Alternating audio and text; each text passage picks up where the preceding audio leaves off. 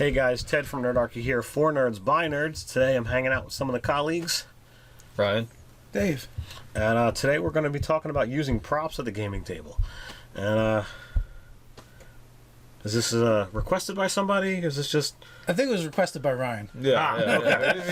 We could just talk props. So basically, when we're talking props, we're not talking about things on the grid. Talking about visualizations as opposed to visual representation. Like, hey, you find this ceremonial dagger that's going to be used for a ritual sacrifice. Yeah. And you might want to put that out there and be like, oh, look, because you just happen to have a cool crisp blade laying around, and you're like, I never get to do anything with this. What am I going to do with it? I know. I'm going to stab it into my gaming table in the middle of the session. So the first tip is to go to Ted's house and find some of his random cool nerdy paraphernalia and use it. There's quite a bit of it. Yeah. He's got a bit. Good collection of Although swords. at my house, I do have a flail and a battle axe. It's true. I feel like that got used back in the day too.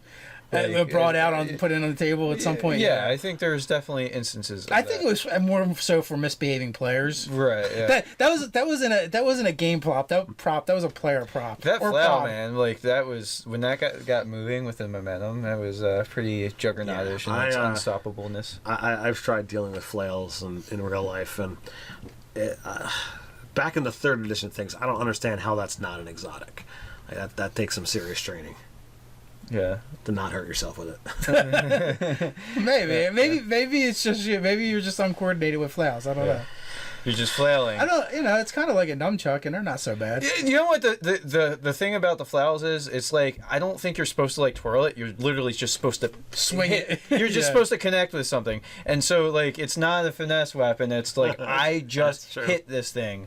So that's probably the problem is you weren't hitting someone. With it. You're probably trying to look cool while you're doing it, and you're not really meant to look cool. Yeah. You're meant to bash things. Yeah. All right, so it's not like a kata. I'll buy that. Yeah. So what else do we want to talk about with props? I mean, I've got some odd coins that I've collected at conventions and things over the years. So if you've got the ability to say, wait a minute, let me see the coins, Ted. So like you can definitely pull out coins and stuff, like especially if your players happen to come across something that's a little bit different, and you just want to. You just want to emphasize that. You want to blacken Denarius? Yeah.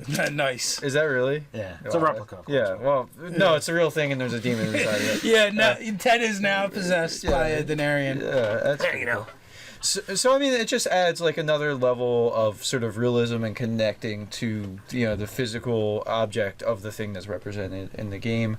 We used to immersion. See it's just another way to immersion.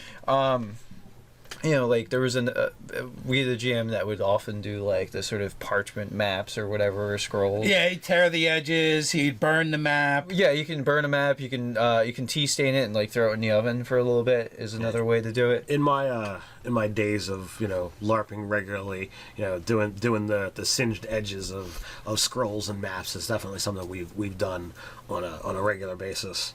Yeah. Well, and that's it too. Like, if you happen to be a LARPer in addition to a tabletop gamer, I'm sure you got shit just laying around you can bust out.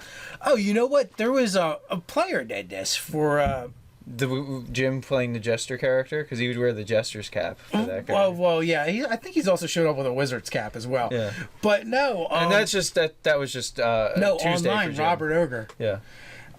In one of the games he was playing a wizard, so he started constructing a spell book. Oh. Yeah, that's pretty cool. And we just lost on Nerd Arcus, sucked into the void. Yeah, Ted's like this conversation kind of.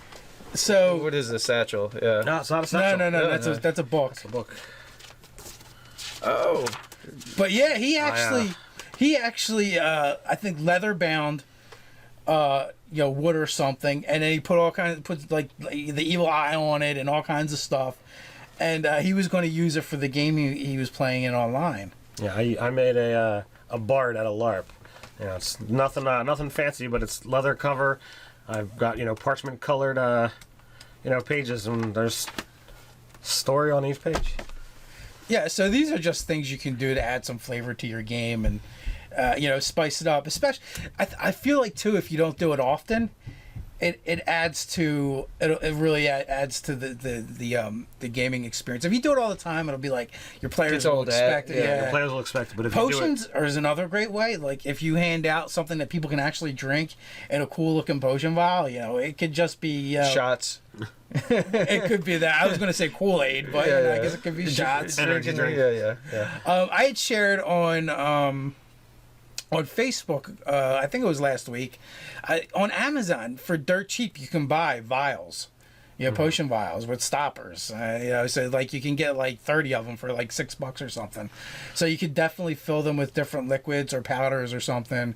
You could empty a pixie stick into one if it's dust of disappearance or something. Nice. And then when the player puts sprinkles over themselves, just pretend like you can't see them, like you do with a little kid. It totally worked. And it's like, it feels like burning. I have sugar in my eyes. Yeah. Well, I wasn't gonna say sprinkle. I thought maybe as a treat, maybe they could eat it, but that's not how you consume a dust of disappearance. You gotta sprinkle it. They're breaking immersion. Yeah, they're breaking immersion. You're like, no, you're doing it wrong. You're supposed to sprinkle it on yourself. This is oil of impact. You have to actually put it on something, or oil of even better, oil of otherness. Yeah. No, dude, it's honey, and I'm not smothering it on my body, and I don't care what your weird fetish is. Yeah. Well, I think this one's gone awry. What are you talking about? This is gold. So, with that, what are you guys doing in your games? What are your props? Feel free to share them. Hey, if there's a way you can put a link to like images of it, we'd love to see them. Yeah. So that'd be even better. Yeah, if you made like a cool treasure chest or something like that. I mean, if we had enough, if enough of you guys share them, we could actually put up a page on nerdarchy.com. Yeah, of sharing people's props, giving props to the props. Giving props to the props. Yeah. So with that, in the comments below, while you're at it, like, share, and subscribe. You can check us out over on the aforementioned nerdarchy.com, or you can follow us on Twitter. Well, until next time, stay nerdy.